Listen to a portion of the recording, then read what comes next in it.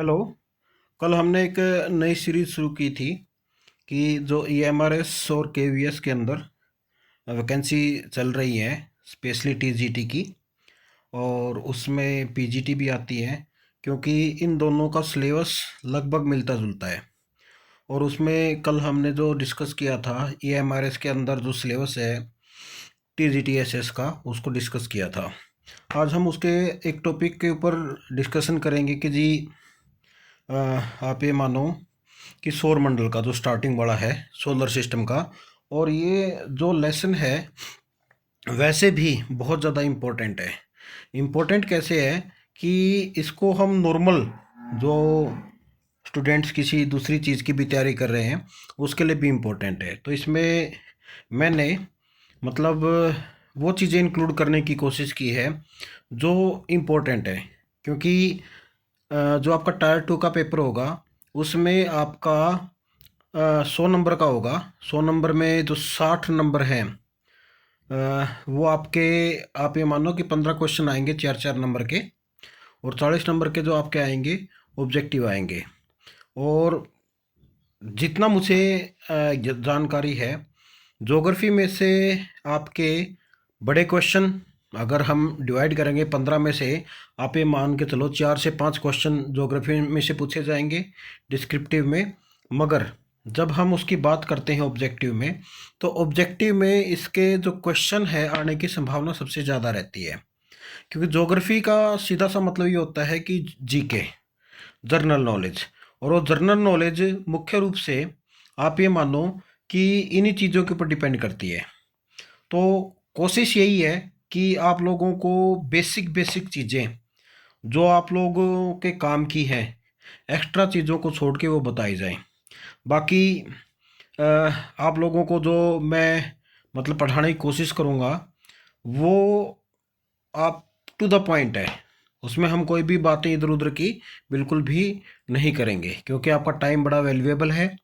और normal condition में भी जब भी कोई व्यूअर होता है, वो ये देखता है कि मुझे है ना सिर्फ काम काम की बातें बताई जाएं, फालतू बातों का मुझे क्या लेना देना है, मगर कुछ एक एग्जाम्पल आप लोगों को बताए जाते हैं। ठीक है, अब बात करते हैं सौरमंडल।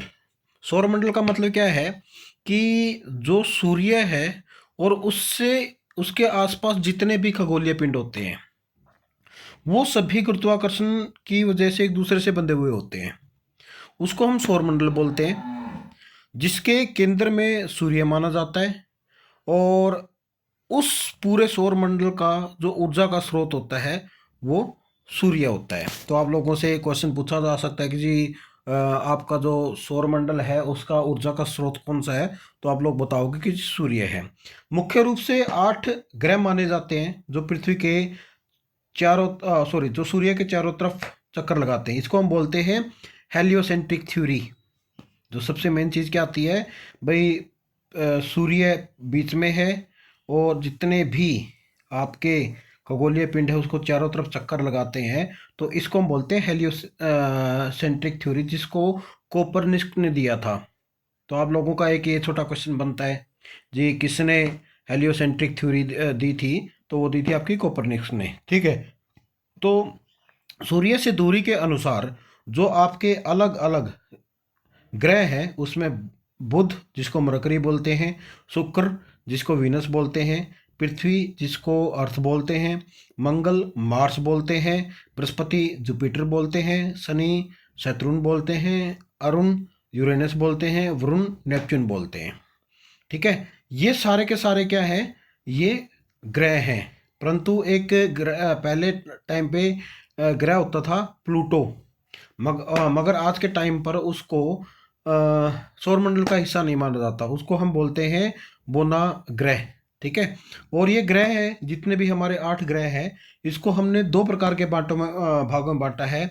एक है आपका आंतरिक ग्रह, इनर प्लेनेट, जिसमें बुध शुक्र पृथ्वी और मंगल आते हैं।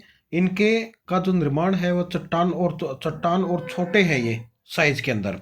और दूसरे हैं जायंट बाहरी ग्रह, जिसमें मुख्य रूप से बृहस्पति शनि अरुण और वरुण आते हैं। ये गैसियस फॉर्मेट में होते हैं और ये काफ़ी बड़े होते हैं। इसके अलावा ग्रहों के जो उपग्रह होते हैं, जैसे कि चंद्रमा हो गया, और भी बहुत सारे ऐसे सैटेलाइट हैं, जैसे बृहस्पति के हैं, शनि के हैं, यूरेनस के हैं, नेपच्यून के हैं।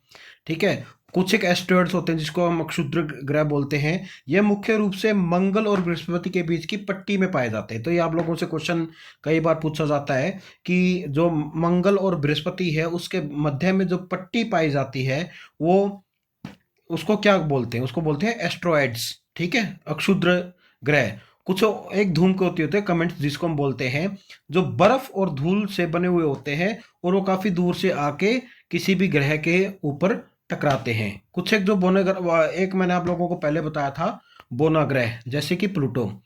अगर हम द्रव्यमान के रूप में बात करें, सूर्य में सौर मंडल का जो कुल द्रव्यमान है वो लगभग 99.86% है। ये आप लोगों का क्वेश्चन, छोटे क्वेश्चन में पूछा जा सकता है। ठीक है। सौर मंडल के जितने भी 8 के मुख्य उपग्रह हैं, मुख्य ग्रह हैं सूर्य से दूरी के अनुसार, उनका ब्रीफ डिस्क्रिप्शन अभी हम पढ़ेंगे। जैसे कि पहला है मरकरी, बुध सबसे छोटा ग्रह है, सूर्य के सबसे नज़दीक है, इसके अंदर कोई भी वायुमंडल नहीं है, दिन में बहुत गर्म लगभग 427 डिग्री सेंटीग्रेड और रात में बहुत ठंडा लगभग 173 डिग्री सेंटीग्रेड के आसपास इसका तापमान पाया जाता है, -173 डिग्री सेंटीग्रेड। इसका जो एक रेवोल्यूशन है वो लगभग परिक्रमा 88 दिन में पूरी होती है। ठीक है। इसका कोई भी उपग्रह नहीं है।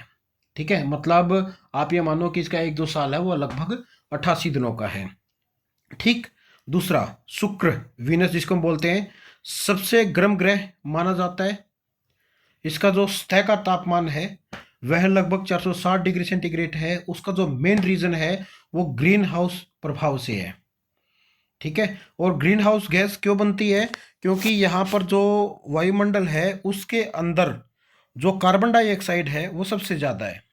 सल्फ्यूरिक एसिड के बादल बनते हैं, जिसकी वजह से क्या होता है, जो वो है पूरा का पूरा आपका ग्रीन हाउस इम्पैक्ट बन जाता है, जिसकी वजह से ये काफ़ी गर्म होता है। सबसे चमकीला ग्रह भी इसको बोलते हैं। और सुबह और शाम का तारा इसकी वजह से यानी कि यही दिखाई देता है हमें। ठीक है। वीनस, यह उल्टी दिशा में घूमता है और इसका एक परिक्रमा है 225 दिन में पूरा होता है। उल्टी दिशा का मतलब क्या होता है, मोस्टली जितने भी होते हैं वो आपका क्या बोलते हैं उसको, पश्चिम से पूर्व, ये पूर्व से पश्चिम की तरफ मूव करता है। तो आप लोगों से क्वेश्चन पूछा जाता है कि वीनस है या एक उपग्रह और आएगा, एक ग्रह और आएगा जो आपके उल्टी दिशा के अंदर मूव करता है। इसका कोई भी उपग्रह नहीं है। उसके बाद आता है पृथ्वी। पृथ्वी एक हमारा ऐसा ग्रह है जिसके ऊपर जीवन पाया जाता है। 71% पानी से ढका हुआ है, ऑक्सीजन युक्त वायुमंडल है, जिसके कारण इसको नीला ग्रह भी बोलते हैं। इसका जो एक परिक्रमा है वो 365 सही 1/4 मतलब 365.25 दिन में होता है। इसका केवल एक उपग्रह है, चंद्रमा। ठीक है। उसके बाद आता है मंगल। मंगल को लाल ग्रह भी बोलते हैं और उसका कारण क्या है कि इसके अंदर जो लो ऑक्साइड से इसका रंग लाल होता है। इसका जो वायुमंडल है वो पतला है। पहले पानी और जीवन के प्रमाण यहाँ पर मिले थे। सबसे जो ऊंचा ज्वालामुखी है वो ओलंपिस मॉन्स है और सबसे बड़ा घाटी है वेल्स मारिनेरिस है। तो ये इसके कुछ एक आप लगा तो स्थलाकृतियाँ हैं। ये आप लोगों से पूछा जा सकता है कि ऊंचा ज्वालामुखी बताओ मंगल ग्रह का, तो आप लोगों को बताना है कि ओलंपिक्स मॉन्स, और सबसे बड़ी घाटी है वो है आपकी वेल्स मारिने वाल मैरिनिस। और इसकी जो एक परिक्रमा है वह 687 दिन में पूरा होता है। मतलब जो मंगल का साल है वो 687 दिन का होता है। इसके 2 उपग्रह हैं, एक फोबोस और एक डिमोस। ठीक है। उसके बाद आता है जुपिटर, बृहस्पति, सबसे बड़ा ग्रह। अगर हम साइज के अनुसार देखें, पृथ्वी से 11 गुना बड़ा है, गैसीय और काफ़ी विशालकाय है। मुख्यतः यहाँ पर हाइड्रोजन और हीलियम पाई जाती है। महान लाल धब्बे मतलब विशाल तूफान, जब हम इसको देखेंगे तो इसमें एक विशाल तूफान की तरह हमें दिखाई देगा। सबसे ज़्यादा जो इसके उपग्रह हैं वो माने गए हैं 95+ है। गैनीमेड है, सबसे बड़ा ग्रह माना जाता है। एक परिक्रमा है वो लगभग 12 वर्ष में सूर्य के चारों तरफ चक्कर लगा के पूरा करता है। उसके बाद आता है शनि।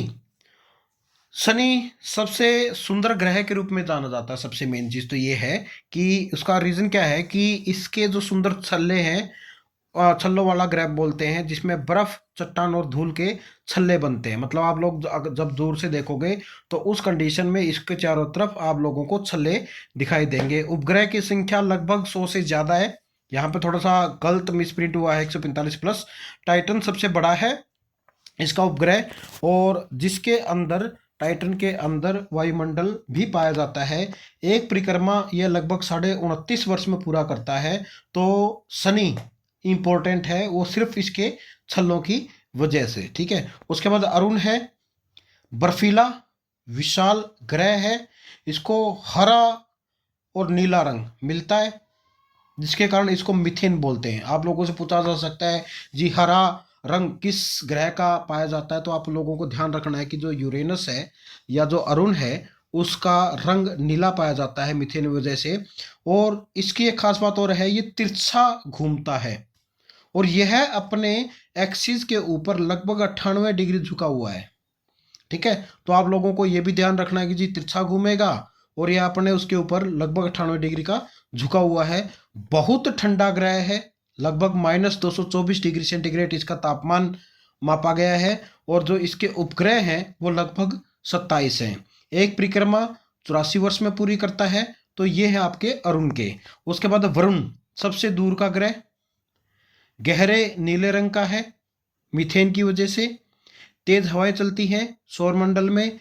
यह भी सूर्य से बहुत दूर स्थित होने की वजह से बहुत ठंडा पाया जाता है, जिसका टेम्परेचर -201 डिग्री सेंटीग्रेड है। इसके उपग्रह 14 हैं। ट्राइटन जो है वह इसका सबसे बड़ा है और एक परिक्रमा है वो 165 वर्ष में पूरा करती है। तो ये आपका डिस्क्रिप्शन है जो अलग अलग ग्रह पृथ्वी के चारों तरफ चक्कर लगाते हैं। उसके बाद हम बात करते हैं अक्षुद्र ग्रह की। अक्षुद्र ग्रह क्या है? सौरमंडल का जिस समय पे निर्माण हुआ था, हम ये मानते हैं कि जी सौरमंडल का जो निर्माण है वह लगभग 4.6 अरब वर्ष पहले हुआ था। तो निर्माण के बाद जो टुकड़े बच गए थे, जो कभी भी ग्रह नहीं बन पाए, उनको हम अक्षुद्र ग्रह बोलते हैं। ये प्राचीन फॉसिल की तरह होते हैं जो हमें सौरमंडल के जन्म के बारे में बताते हैं। अधिकांश जो क्षुद्र ग्रह हैं वह मंगल और बृहस्पति के बीच में एक एस्ट्रॉयड बेल्ट पाई जाती है, क्षुद्र ग्रह पट्टी पाई जाती है, वहां पर पाए जाते हैं। लगभग 10 लाख से अधिक जो क्षुद्र ग्रह हैं उनको ज्ञात कर लिया गया है और इनकी कुल संख्या करोड़ों में भी हो सकती है, क्योंकि इतने ज्यादा छोटे छोटे टुकड़े देखने को मिलते हैं। सभी क्षुद्र ग्रहों का जो कुल द्रव्यमान है पृथ्वी के चंद्रमा से भी कम है। जब हम इनके द्रव्यमान की बात करते हैं काफी कम है। सबसे बड़ा क्षुद्र ग्रह सेरेस है, जिसका व्यास लगभग 940 किलोमीटर है। तो आप लोगों से ये पूछा जा सकता है कि जी सबसे बड़ा क्षुद्र ग्रह कौन सा है, तो उस कंडीशन में आप लोगों को ध्यान रखना है कि वो आप लोगों का सीरस है। इतना बड़ा है कि इसे बौने ग्रह की का दर्जा भी मिला हुआ है। कुछ क्षुद्र ग्रहों के अपने उपग्रह भी होते हैं। लगभग 150 प्लस क्षुद्र ग्रहों में छोटे चंद्रमा है और कुछ में तो दो दो जो इसके सैटेलाइट हैं वो पाए जाते हैं या चंद्रमा पाए जाते हैं। कुछ एक दो क्षुद्र ग्रह एक दूसरे के चारों ओर घूमते हैं, यानी कि जिसको हम बाइनरी एस्टेरॉयड बोलते हैं, कि क्षुद्र ग्रह एक दूसरे के चारों ओर घूमना, मतलब वो उसके चारों तरफ वो उसके चारों तरफ, तो उसको हम क्या बोलते हैं? बाइनरी। बाइनरी का मतलब होता है आपका एक जोड़ा या एक, आप कह सकते हो दो का एक पेयर, जिसको हम बाइनरी एस्टेरॉयड्स के नाम से जानते हैं। कुल मिलाकर 3 प्रकार के क्षुद्र ग्रह पाए जाते हैं। एक है सी टाइप, जिसमें कार्बन युक्त जो क्षुद्र ग्रह होते हैं उसको सी टाइप बोलते हैं, ये सबसे आम होते हैं। एक होते हैं एस टाइप, पत्थर जैसे, जिसमें सिलिकेट से बने हुए हैं। एक है एम टाइप, धातु युक्त होते हैं जैसे कि लोहा, निकल। कुछ क्षुद्र ग्रह में कीमती धातुएं मिलती हैं जैसे कि सोना है, प्लेटिनम है, लोहा है। तो इस कंडीशन में भविष्य के अंदर अंतरिक्ष के अंदर खनन के लिए ये एक हमारे लिए महत्वपूर्ण सोर्स हो सकते हैं खनन के लिए। पृथ्वी पर जीवन के विकास में क्षुद्र ग्रहों की विशेष भूमिका रही है जब 6.5 करोड़ वर्ष पहले एक क्षुद्र ग्रह टकराया था, जिसकी वजह से ये माना जाता है कि पृथ्वी के ऊपर से डायनासोर विलुप्त हो गए थे। ठीक है, 6.5 करोड़ वर्ष पूर्व है, ऐसा माना जाता है कि एक क्षुद्र ग्रह पृथ्वी से टकराया था, जिससे कि डायनासोर विलुप्त हो गए थे। क्षुद्र ग्रह अपने क्षुद्र ग्रहों के बीच की जो औसत दूरी है वो लगभग 32 लाख किलोमीटर से भी अधिक होती है, इसलिए वो आपस में बहुत कम टकराते हैं। ठीक है, इनके बीच में दूरी बहुत ज़्यादा होती है। कुछ क्षुद्र ग्रह पृथ्वी के निकट आते हैं तो नासा उन्हें लगातार ट्रैक करता है ताकि वो हमारे लिए कोई भी पैदा या खतरा जो पैदा है वो ना कर सकें। उसके बाद एक छोटा सा और है धूमकेतु का, जिसको हम कॉमेट्स बोलते हैं। सौरमंडल में बर्फीले और छोटे पिंड होते हैं जिन्हें हम पुच्छल तारा भी बोलते हैं। जैसे कि हम आकाश में देखते हैं ना, वो तारा टूटता हुआ तारा, वो वाला कंडीशंस। मुख्य रूप से बर्फ जिसमें पानी, कार्बन डाइऑक्साइड, मीथेन और अमोनिया होता है, धूल, पत्थर और कार्बनिक यौगिक से बने हुए होते हैं। इन्हें गंदे बर्फ के गोले भी बोला जाता है, डर्टी स्नोबॉल्स भी कहते हैं इनको। मुख्य भाग है नाभिक, न्यूक्लियस जिसको हम बोलते हैं। ठोस केंद्र होता है, बर्फ और धूल का मिश्रण होता है, आकार में कुछ किलोमीटर से लेकर कुछ 10 किलोमीटर तक के हो सकते हैं। कोमा, सूर्य के निकट आने पर बर्फ गर्म होकर गैस बन जाती है, जिससे धुंधला बादल जैसा घेरा बन जाता है। और एक पूंछ होती है, सूर्य की गर्मी और सौर पवन से गैस व धूल पीछे की ओर बहती है तो लाखों किलोमीटर लंबी हो सकती है। पूंछ हमेशा सूर्य से दूर की ओर रहती है। दो प्रकार के धूल पूंछ और आयन पूंछ दो प्रकार के होते हैं। कहाँ से आते हैं ये? ऑलमोस्ट अधिकांश जो धूमकेतु है ओर्ट क्लाउड, जिसमें सौरमंडल से बहुत दूर हजारों एस्ट्रोनॉमिकल यूनिट, एयू का मतलब है एस्ट्रोनॉमिकल यूनिट, या कूपर बेल्ट नेपच्यून से बाहर से आते हैं। सूर्य की परिक्रमा अंडाकार जो पथ है उसमें करते हैं, कुछ छोटे पथ वाले और कुछ बहुत लंबे पथ वाले होते हैं। ठीक है, मतलब क्या होता है कि उनकी जो कुछ एक होते हैं जो कुछ एक सालों में अपना परिक्रमण पूरा कर लेते हैं, कुछ होते हैं बहुत लंबे समय तक परिक्रमण करते रहते हैं। जब ये सूर्य के पास आते हैं तो बहुत चमकदार दिखाई देने लग जाते हैं। उसका कारण क्या होता है कि इनकी जो पूंछ होती है। प्रसिद्ध धूमकेतु में हैली धूमकेतु जो हर 76 वर्ष बाद दिखता है, आखिर बार 1986 में दिखा था और अगली बार ये उम्मीद है कि ये 2061 में दिखेगा। तो आप लोगों से पूछा जा सकता है कि ऐसा कौन सा धूमकेतु है जो पृथ्वी पर दिखाई देता है, तो आप लोगों को ध्यान रखना है कि वो हैली धूमकेतु है जो 1986 में दिखा था और आने वाले समय में 2061 के अंदर दिखाई देगा। ठीक है, धूमकेतु सौरमंडल के निर्माण के समय में बचे हुए अवशेष हैं, इसलिए इसका अध्ययन ब्रह्मांड की शुरुआत समझने में मदद करता है। ठीक है, धूमकेतु अक्सर दुर्लभ ही दिखते हैं। जब आप लोग देखोगे तो धूमकेतु बहुत कम दिखेंगे। तो उस कंडीशन में इसमें एक मैं डायग्राम डालना भूल गया, तो जब भी अगली वीडियो बनेगी तो मैं आप लोगों को उसके डायग्राम भी दिखाऊंगा, मतलब वो किस प्रकार से दिखाई देते हैं। तो ये है आपका मोस्टली सौरमंडल के बारे में। और इसमें से आप लोगों का मोस्टली जो क्वेश्चन पूछे जाएंगे वो मेरे हिसाब किताब से छोटे क्वेश्चन ही पूछे जाएंगे। तो अगर आप लोग इस वीडियो को ध्यान से 2-3 बार देखोगे, पढ़ोगे, तो वैसे भी आप लोगों का ज्ञान बढ़ेगा और आप लोगों का जो एग्ज़ाम है उसके अंदर कोई भी क्वेश्चन आएगा उसको आप आसानी से कर सकते हो। तो आप लोगों के पास ऐसी ऐसी इंफॉर्मेटिव वीडियो आती रहे, उसके लिए चैनल को भाई सब्सक्राइब कर लें, लाइक कर लें और अपने दूसरे जो सहपाठी हैं उनके साथ भी इसको शेयर कर लें ताकि उनको भी इसका लाभ मिल सके। बहुत बहुत धन्यवाद।